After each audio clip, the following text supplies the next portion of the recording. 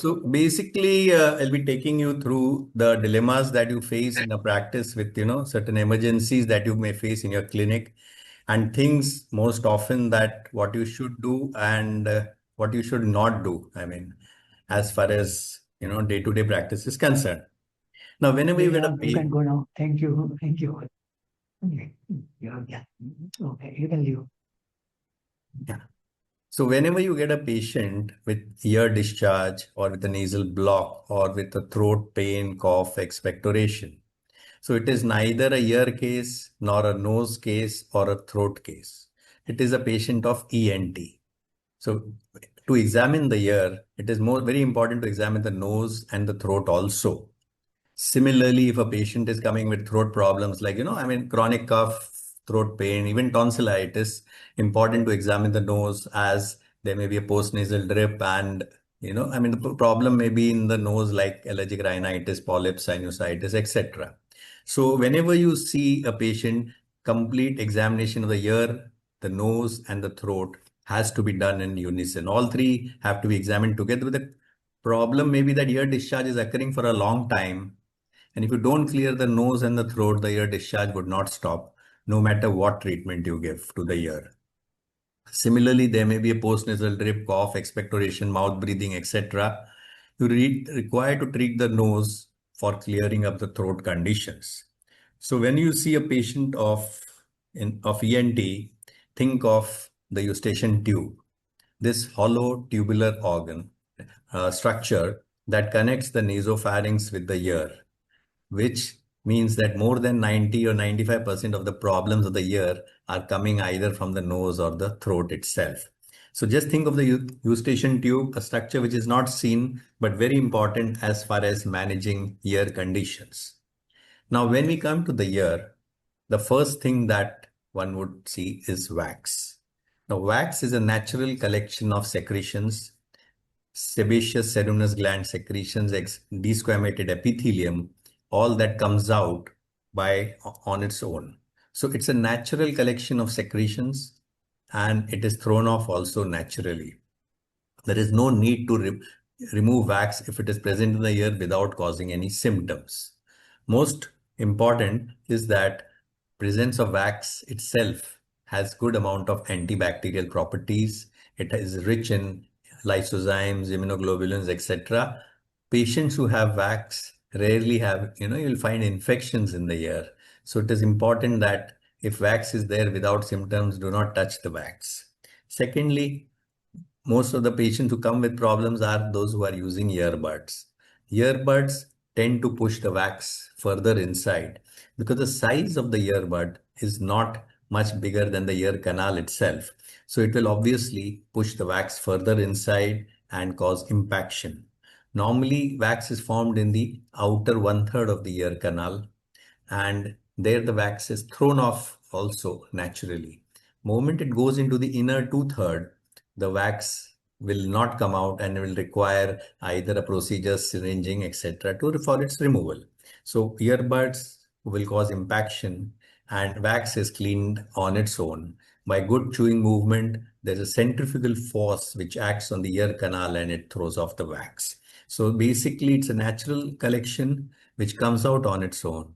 So one does not require another transport medium to take the wax out. Nature only removes the wax on its own.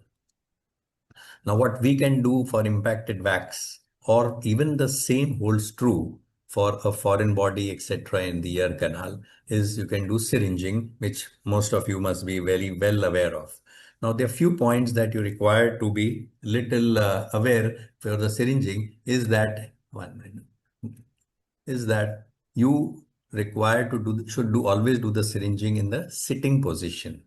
The reason is that the ear has a tweak of the vagus nerve, the 10th nerve.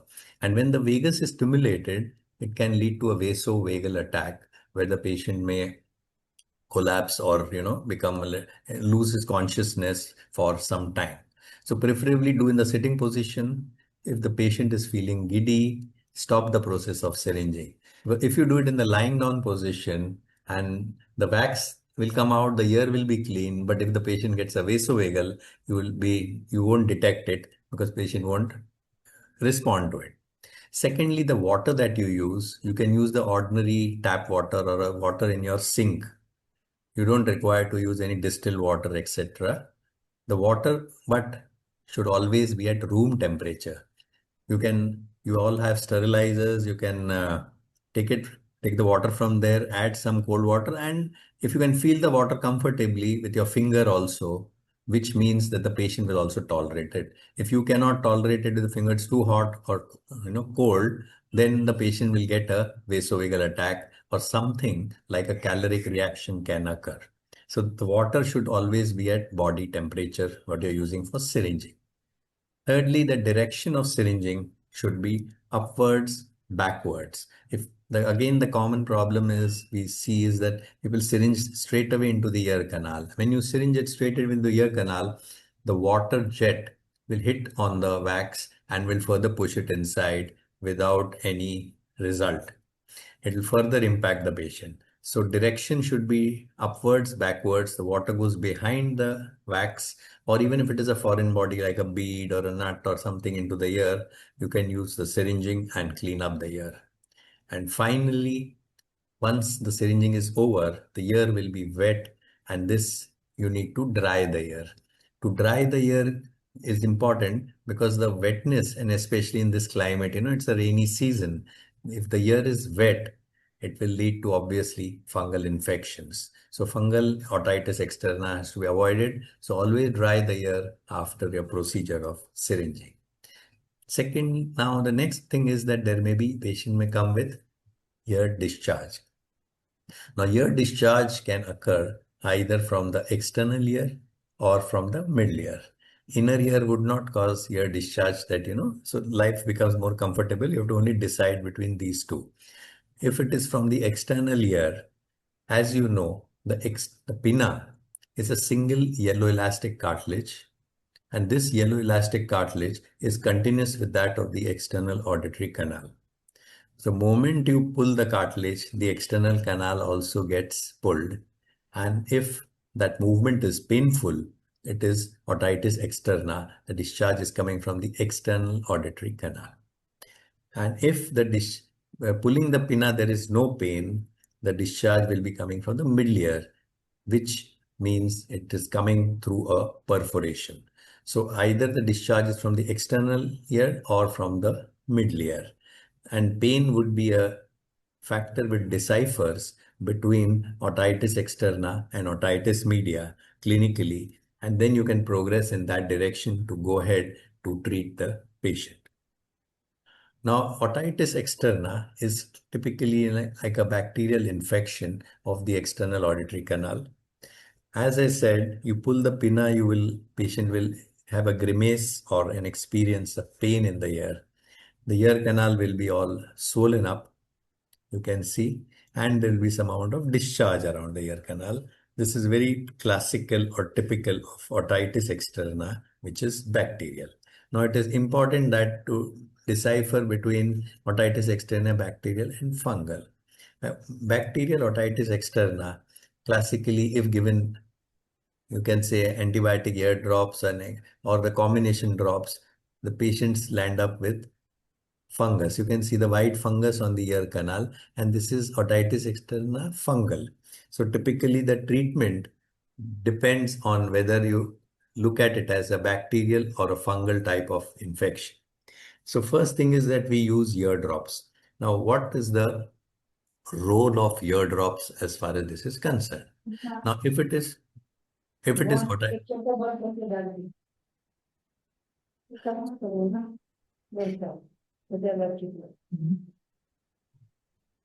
So if it is otitis externa, very important, avoid use combination eardrops. Combination eardrops, I mean, are the masala eardrops, antibacterial, antifungal, analgesic, steroids. Yeah.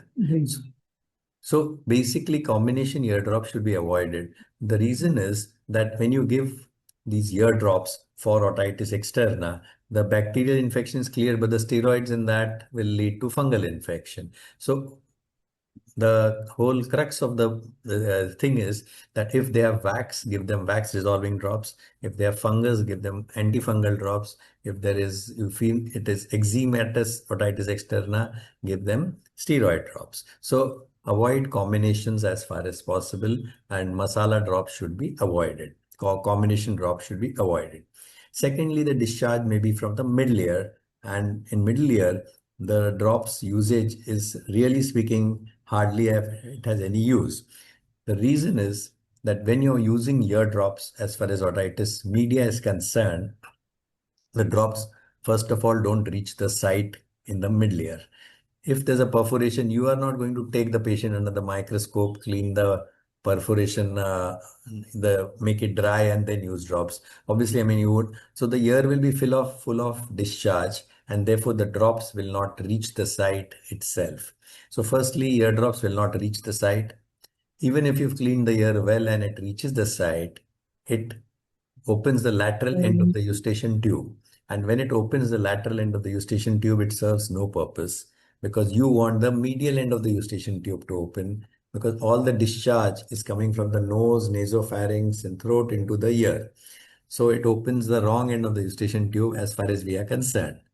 And thirdly, many of the ear drops contain a lot of ototoxic agents, like you may have gentamicin, streptomycin, etc. ear drops, which if reach the middle ear can percolate through the oval window, round window, and cause some sort of a sensory loss, which will be irreversible at a later date. So as far as eardrops are concerned, avoid using combinations. And secondly, in otitis media, you require more of, I would say, nose drops and not ear drops to clear the ear. Now, when there is a perforation, you will have two types of perforations. Typically, the whole middle ear, that is, can be seen. You can see this is the perforation, and these are the ossicles, the incus, the stapes, and the handle of malleus. So, whole middle ear is seen. There is a perforation, and this is called a central perforation. Central, as it involves all the four quadrants of the tympanic membrane. So, and it's a total perforation. So, it's a central perforation which is total, which is safe. So usually all these central perforations are safe. They are bilateral. They occur following respiratory tract infection. And small perforations close on their own, but larger perforations required to be closed by the procedure which is called as tympanoplasty. Second, the other type of perforation which is seen is in the attic. Attic meaning it is the loft. See, the whole eardrum is intact, but it is there on the loft or on the at a height. So this perforation may be otherwise missed. You know, one directly sees the ear, so you require to tilt the otoscope towards the higher plane, and therefore only then can you detect a unsafe ear or a tick perforation. And here you can see this is a cholecytoma, as we know. This would destroy the bone from the attic to the mastoid and leads to intracranial complications. This can be a source of labyrinthitis, facial paralysis, brain abscess, meningitis, and so on. Now you would be having patients who are coming with ear discharge, and they say कि कान बह रहा है, 5 साल से बह रहा है, 10 साल से बह रहा है. I mean, you know, a lot of patients will just neglect it or leave it. So if there's ear discharge for a long time, a safe ear discharge, it is no problem. But if a ear discharge is associated with headache, vomiting, blurring of vision, raised IC, all signs of raised ICT, visual disturbances, so all these conditions indicate that this infection or disease has gone into the brain and therefore needs urgent attention. It would need an MRI, CT scan, tertiary hospital admission, etc. So ear discharge by itself is fine, but if ear discharge is associated with complications of any raised ICT, palsies and all, vertigo, then you have to treat it as an emergency with caution. Now, child crying is a common sight, and the American Academy of Pediatrics has put a crying child getting admitted to a pediatric setup in the night. The commonest cause is called as acute otitis media. So this occurs in young children for the simple reason that the eustachian tube in children is short, wide, and horizontal. It's a direct continuation of the nasopharynx. Now, these children also spend maximum time in the lying down position, one. Secondly, the vomitus, even milk, can percolate, get into the eustachian tube and enter the ear. So, commonest cause of a crying child is not an acute abdomen, and it is basically acute otitis media where fluid collects in the middle ear and the eardrum is congested. In fact, there is no test in pediatrics that tells us that you can put the hand on the abdomen of a crying child and call it abdominal colic. But definitely you can put an otoscope in the ear and see a bulging congested eardrum. So always crying child, remember of acute otitis media. Now patients, again, a common complaint will come with earache or ear pain. Now, earache, why you need to remember is earache more often is not because of the ear. You find the cause somewhere around the ear. So you have to find out if the ear is normal, where the cause of this earache generate or is origin. So the origin may be in the cervical spine. There could be even spondylosis, etc., causing neck muscle spasm because you have the C1 and C2 nerves, which spinal nerves, which go and supply the posterior part of the pinna, and therefore it can cause referred pain to that part. Secondly, there can be dental causes. All the alveolar or dental nerves with the part of the trigeminal nerve supply the anterior part of the external auditory canal. Secondly, there will be even ulcers on the tongue that, or even there may be tonsillitis most commonly. So if there are tonsillitis, it's the glossopharyngeal nerve which supplies the tonsil and also the medial part of the middle ear. Secondly, on the tongue, there may be ulcers or even it can be tumors on the tongue. Patients may come with earache because there's a referred pain again due to the trigeminal nerve. Now, a lot of these causes basically are where you find the ear normal, but you have to go down into the depth. In fact, very important to know, even in elderly patients who come with pain in the ear, and you find in an elderly person the ear is normal, the first symptom of a malignancy occurring in the larynx, that is in the pyriform fossa or even in the vocal cords, because you have the superior laryngeal nerve and the external part of the superior laryngeal nerve is a sensory nerve. So any ulceration lesion in the larynx will first present with earache and later on will present with hoarseness of voice. So very important that the larynx needs to be seen if there is earache. So since there is a common nerve supply and there are multiple number of nerves which are associated with the ear, you can find the C1, C2 as we saw, we have to see the cervical spine causes. We need to rule out the trigeminal nerve. The facial nerve has a small twig in the external auditory canal, which is it's called as a Ramsay Hunt herpes zoster oticus syndrome. So if there is a small furuncle or a vesicle in the ear canal, patient may otherwise later on land up with a facial paralysis, lower motor neuron facial, when the facial is involved. With the glossopharyngeal nerve, as we discussed, there could be tonsillitis, etc., or pharyngitis causing earache, and 12th nerve with the hypoglossal nerve with lesions, or there may be tumors within the tongue muscle, and patient only presenting with earache. So a lot of these nerves have a common supply with the ear, and the brain cannot decipher whether the symptom is coming from these parts or from the ear itself. And the first presenting symptom of these patients will be earache. Now, after examining the ear, a short video about you should know about the hearing mechanism. The ear, middle ear, and the inner ear. All three sections work together to deliver sound to the brain. In normal hearing, the outer ear picks up sound, which it sends in waves down the ear canal to the eardrum. These sound waves cause the eardrum to vibrate. The vibrations cause the tiny hair cells inside the cochlea to move.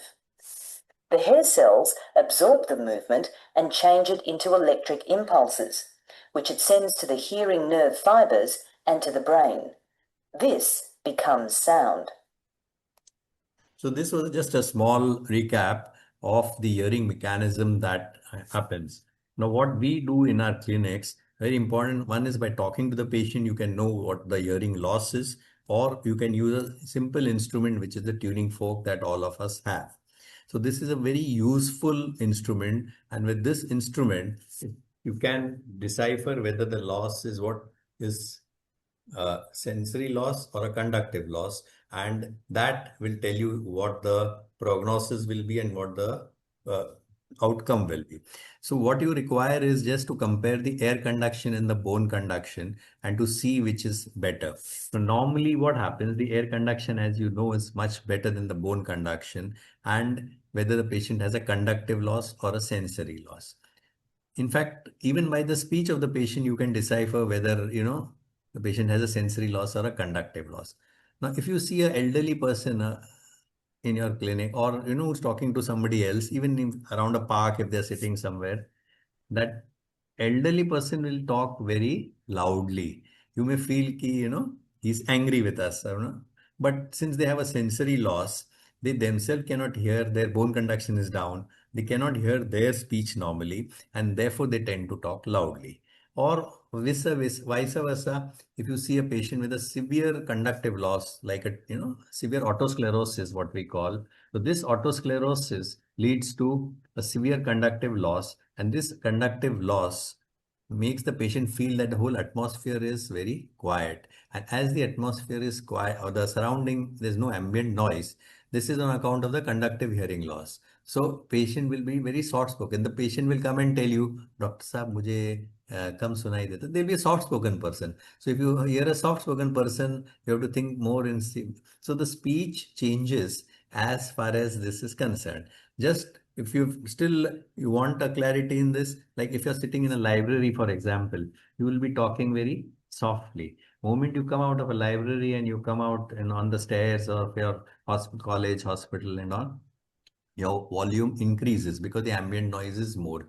And then you come down on the road to leave the hospital, you will talk much louder. So as the ambient noise changes, automatically our speech also keeps on changing, and that you can decide just with a plain and simple tuning fork. Just in 2 minutes, you can know whether they conductive loss or not. Now the main organ of hearing is the cochlea, and you know that the cochlea, if the hair cells are lost, typically you would the hair cells are lost, the hearing, there's a sensory loss which cannot be recovered. Now, very important one thing you have to know is that the auditory area does not develop on its own. In the brain, you have the auditory area and one you have a visual area. And as a child is born, the sound from the cochlea goes, it is a certain pathway, cochlear nerve, cochlear nucleus, superior olive body, lateral lemniscus, infracochlear, whatever, and goes to the brainstem. Now, this pathway only gets stimulated only when it is stimulated, it develops. So therefore, in children, if we don't stimulate the ear and if they don't get a hearing input, the auditory area does not develop, the natural speech area does not develop, and the auditory area is covered with the visual area. So therefore, if a small child has natural speech, you teach a child 4 languages, 5 languages, they will speak that effortlessly. However, if the language that we have learned at a later age in life is all taught language, today also most of us, or probably all of us, will primarily think in our mother tongue. We are very fluent in our mother tongue because that we have learned when the natural speech development was occurring, and it occurs till the age of 5, maximum till the age of 7. So stimulation of sound at an early age is very important, and if these hair cells are damaged, and whatever reason, it may be either congenital or it could be because of meningitis or autotoxicity with genta and strepto and all these medicines used. A electrode stimulus is put inside, which is called as a cochlear implant. I would not go into this, and because cochlear implant is also one thing that will not help if the children are more than 5 years of age. So whatever done, they have to be taught or caught early. They not only have to be caught early, they have to be caught very early. Even hearing loss can be is detected in newborns, and cochlear implant is done within 1 year of age. Because the moment 4 or 5 year old patients occur, they become, their natural speed development is over. Next, in the inner ear is important. What you will see will be vertigo, which is primarily hallucination of movement. Now, of course, this is now in vertigo, basically it may be a broad spectrum. It may be either dizziness, lightheadedness, imbalance, or any psychological.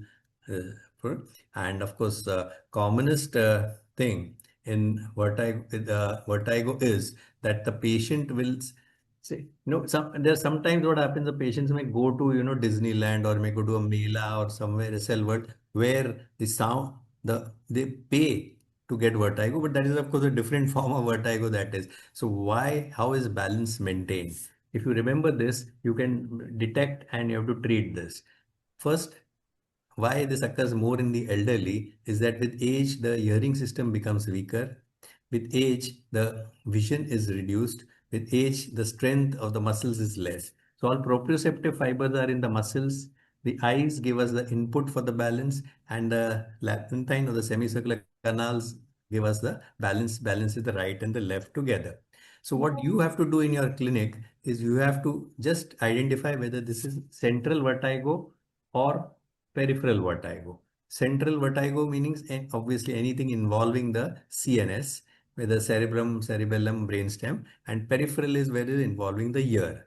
Roughly about 85% of the vertigo occurs on account of peripheral vertigo. Now, the commonest cause of vertigo is BPPV, and BPPV is benign paroxysmal positional vertigo. And in short, just the mechanism, if you see that in a semicircular canal, we have this fluid, which is the endolymph, which moves, and the otolith, or the red crystal that you see, the size of a grain of a sand, which moves on movement of the head. And when this moves, the brain gets signals that we are moving. But if it is displaced from the otolith, the brain gets signal that movement is occurring, and this is called as BPPV. So in this, there is no treatment, no medicines, I mean, no pharmacological treatment. In BPP, what you require, yeah. So in BPPV, what we require is just repositioning is needed, and that is either a place maneuver, or you can even train the patient to they do it on their own in their house, where they do these positioning changes. It is called as, yeah, this is called as, yeah, this is Brand positioning.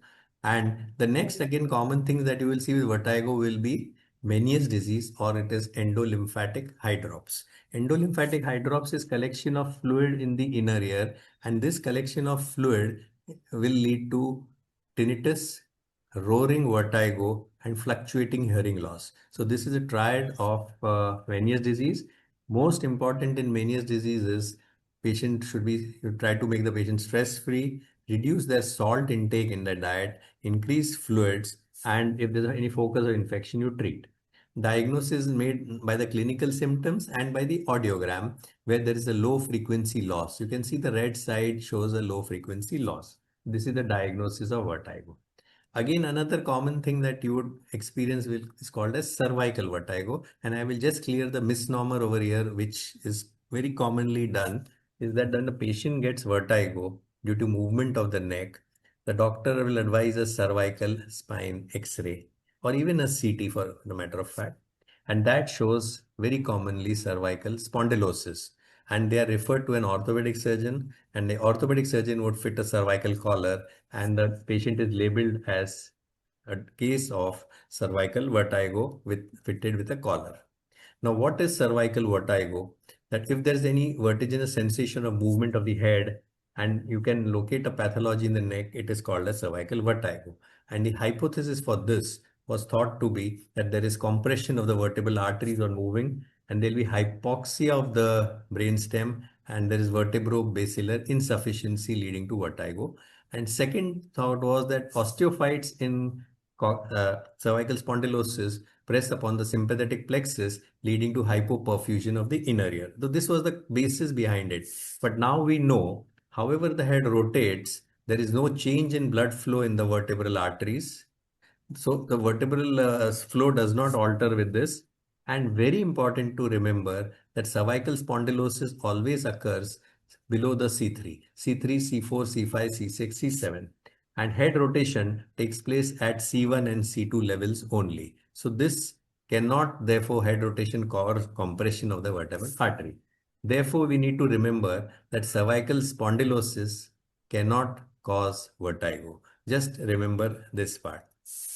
Now, basically, in vertigo, it is a long journey where it is like you're traveling on a rainy day, on a cloudy day, on a highway, and your car shows some indicators, some lights come a flash on the indicator. So there are two things you can do. You can continue with that till there's a breakdown of the car, or stop, open the bonnet and see whether the fluid or something with the electrical circuit, spark plug. So you require to investigate to find out the cause, because vertigo is not a diagnosis.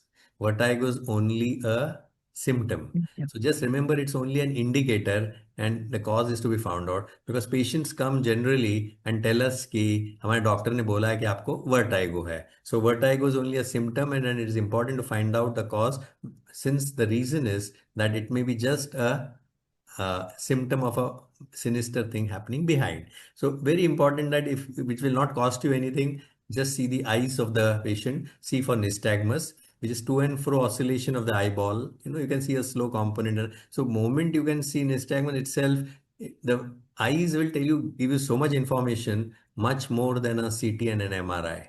In fact, clinical examination hints, or it is head nystagmus gives us information up to 98%, which is more than an MRI also. So always examine the eyes, see for the conditions, in the ear, whether there's wax, fluid, acute otitis media, or an acoustic neuroma, which is the commonest brain tumor, commonest CP angle tumor, and the acoustic nerve presses on the facial nerve also. So that may be one of the presentations that you most commonly would see for. So to sum up that in vertigo, give the patient a chance to speak so that you know what they mean by when they're dizzy. Try to differentiate whether it's a central or a peripheral one. Every patient does not require a CT scan or an MRI. Always the central causes are very insidious and slow but more harmful, while peripheral vertigo is abrupt, massive. I mean, patients say everything is moving around, I am vomiting, but it is benign. Patients coming with D signs, dysphagia, dysarthria, diplopia, cannot go home. You have to be cautioned. And a patient who does not come on 2 feet cannot go home. So just remember this for your vertigo patients, and the incidence of vertigo increasing with time, more as far as lifestyle is concerned. Now we'll come on to allergic rhinitis. Now, allergic rhinitis, is a triad of sneezing, nasal block, and nasal discharge. But if there are no allerging stimulants, so it is vasomotor rhinitis. Same complaints without an allergen, commonly seen, and one big cause is psychogenic. Children who have their exams, or if there's a marriage in the family, the whole family keeps on getting affected with this. So stress periods, there is a cause is vasomotor rhinitis. Secondly, there may be medicamentosa, that they are used to taking certain snuff or certain common nose drops, or sticks, inhalers, and it causes vasomotor rhinitis. So it is called as rhinitis medicamentosa. They may be on certain hypotensive agents, for their BP. A deviated septum may lead to compensatory turbinate hypertrophy, or there may be hormonal conditions like, premenstrual or during pregnancy, etc., around menopause. So these are symptoms of vasomotor rhinitis which need to be addressed rather than allergic. Now, allergic rhinitis is not just a disease, it's a syndrome. Because the mucosal lining of the nose is continuous with that of the sinuses, it is continuous with that of the lower respiratory tract, and it's a single lining mucosa. So with allergic rhinitis, it may be a manifestation may be coming with otitis media, with a repeated URTI, with nasal polyposis, with sinusitis, or with asthma. And the reason is that why you have to know this is that plain and simple allergic rhinitis leads to inflammation, and this inflammation, if not treated fully, would block the sinuses and cause sinusitis, and that sinusitis with time becomes chronic and causes a formation of a polyp inside. So plain allergic rhinitis, sinus blocked, infected and forms a polyp. So it's a precursor or an inflammatory disease, and these lead to polyps. So once polyps form, then it goes to stage 4 of allergic rhinitis, and either you require steroids or you require a surgical management to that.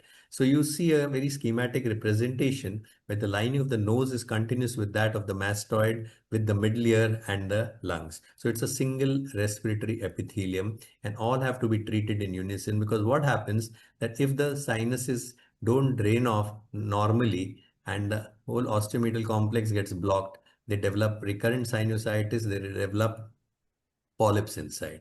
So this is of course endoscopy, where a lot of complications can occur. Now why we need to treat them is that 80% of asthmatics suffer from allergic rhinitis. And very important is that 60% of the patients with asthma also have sinusitis. So primarily, if you see from the tip of the nose till the terminal bronchi of the lung is a single respiratory epithelium, pseudostratified columnar epithelium with cilia. So the same epithelium runs. The trigger trigger in the nose and the lungs are the same. The chemical mediators released at both the levels are the same, and the drugs acting at both the levels are the same. So when you see the patient with childhood allergic rhinitis not treated fully leads to adulthood asthma, it is the same disease which progresses and at a later date forms another part. So allergic rhinitis and asthma basically is one airway, one disease. So it is important that when there is a wheeze, there is always a sneeze. So it is important that when a patient you get of allergic rhinitis, you always also auscultate the chest.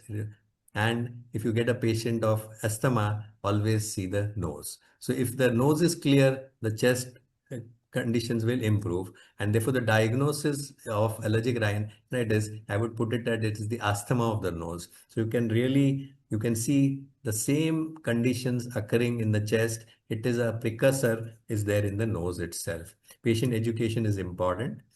Now, in small children also, you can see swellings coming in the neck. Typically, this was a tubercular thing. So if you see midline swellings, you have to think of tuberculosis and congenital conditions also. Even swellings in the neck turned out to be, of course, malignancy. So very important that these neck conditions require scanning, or they require a biopsy, or you can say an FNEC and all. Now, when you go further lower down, you may see vocal nodules, typically seen more in females than males, and in malignancy see more in males. So very important that they come with voice changes. You have to rule out whether may need a biopsy to rule out whether it is or not. Now, when the airway is concerned, we go further lower down. You have to give a right positioning to the patient when they come with respiratory problems. And if you keep a pillow or a ring or a towel below the head, it further, 50% airway gets blocked. So very important, keep these positions below the chest so that airways don't get blocked. Very important in this. And you find everything in the airway. I mean, respiratory problems, very difficult. I mean, this child also, admitted for a week at the hospital, and when did a scopy just for a lavage and found certain pieces inside. So this was, they had a McDonald burger, and after the McDonald burger, there was an aspiration. I mean, we never imagined what it will be. So I just tell you that anything can be found in the lower respiratory tract, and patients come with all bizarre symptoms. This child had been admitted 4 times with 4 different areas, twice CT scan done, twice MRI done. Everything was, it just showed infection, four admissions, and finally decided I'll just go down and see what is there, and a chest spawn came out. So even a CT, even an MRI can mislead.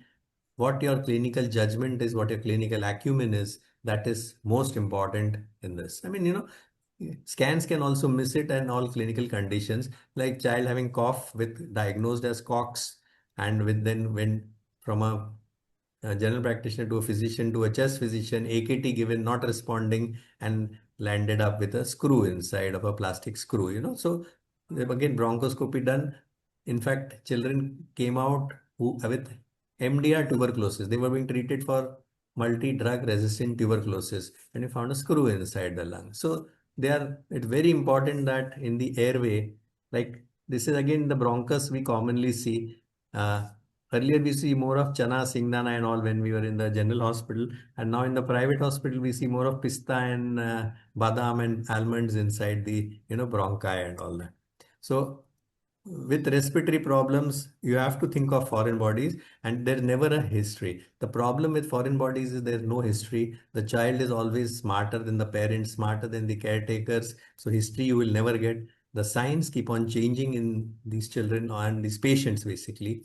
Very important that they mimic diseases. As a clinician, you will always treat them with a certain condition.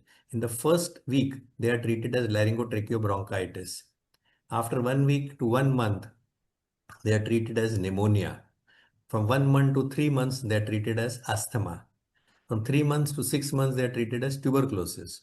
More than 6 months, they don't respond, they're treated as MDR, multi-drug resistant tuberculosis. So with as time changes, the disease diagnosis changes and they are kept on treating. And even finally, the doctors also keep on changing. So this makes the problem worse. So always you have to think of whether there is a foreign body. Age is not a criteria. Like even at 2 months, you find this. Now, one thing I just wanted to tell you is that when you do an X-ray for a suspected foreign body, we get patients all, with a single X-ray like this. So that one X-ray is not important. You have to always do two X-rays. Always ask for a AP view and a lateral view. The reason is that they can be a second foreign body also. And sometimes even the problem is that what we have thought is was in the esophagus was in the bronchus, and what we thought was in bronchus has come into the esophagus. So always do a AP view and a lateral view. It would definitely change your perspective. So you can see the same patient, AP view and lateral view. We know now this is confirmed that one, it is a single foreign body, and secondly, it is in the trachea. So always ask for two X-rays whenever you're suspecting a foreign body. And foreign bodies require either it can be done by flexible or rigid. And of course, for the larger foreign bodies, we do require a rigid bronchoscopy. Now, even elderly people, like this is again a ENT surgeons aren't only, I mean, come with recurrent cough, no response to treatment. So did a scan and found what I found inside was this was Ayurvedic tablet. Actually, you just reconstructed for you that became, they keep on putting these round for tablets, and that went into the bronchus straight away and causing cause of recurrent cough. Or there may be bulbs and all, and everything under the sun is seen as far as the whole respiratory tract is concerned. Again, we see it often foreign bodies into the airway because the mouth is open, there is gag is not there because they spray the throat, and while removing a dental bridge going into the bronchus. Again, a doctor's relative where came with recurrent throat pain. We thought of malignancy, but when it first did the scopy, you can be surprised what you find. Just a tablet foil was there. So, taking tablets along with the foil and just forgetting about it, developing throat pain and a foreign body. It's a glycomet tablet, which is a diabetic. So you should take glycomet, and if a tablet was sitting just below the cricopharynx.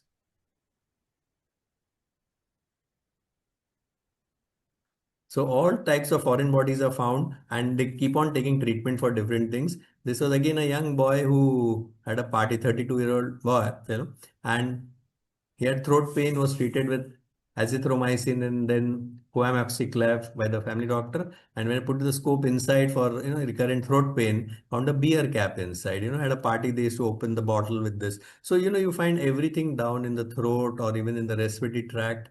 Never, always a foreign body should be at the back of your mind as far as the lower airway is concerned. Now, when a patient comes to you in a clinic, typically with a foreign body, and that is more with children, what you need to remember is the parents will be breathless and the child is most of the time comfortable. So if the child is comfortable and the parents will come and tell you that Dr. Saab, aap to Bhagwan hai, you are the God. And then obviously that inflates our ego and we feel like doing something at that point, and we pat the back, do Heimlich's maneuver, put the patient upside down, the children have been lost in that process. The reason is that a foreign body which is there in the bronchus, nothing, child can be on one lung also, no problem, but it can get dislodged and the subglottis, it can get fixed, impacted. Or if it is even the esophagus, it can come out and block the laryngeal inlet and patients have been lost. So in case you're trying to do heroic maneuvers in your clinic, remember that unless you're able to do a tracheostomy in an emergency, it is not worth doing these procedures, because the equations of being a god will change if something drastic happens. And children have been lost in this manner, also trying to remove a foreign body in the clinic by all these maneuvers. Unless the patient is breathless, not breathing, or they become blue, the saturations are just dropping, or only then you should try. Otherwise, don't try to do heroic maneuvers, because unless you can do an emergency tracheostomy, this can also prove a disaster. Thank you for your attention. And I would just tell you, like even small procedures, like I'd seen this, somebody put a Ryle's tube, at home, and for the fracture nasal bone elderly for a patient, and you can see the pointers of the Ryle's tube inside, or feeding tube. So even if a small procedure like a Ryle's tube putting can lead to problems if they are not checked properly. Thank you. Thank you for your attention. Wonderful lecture, sir.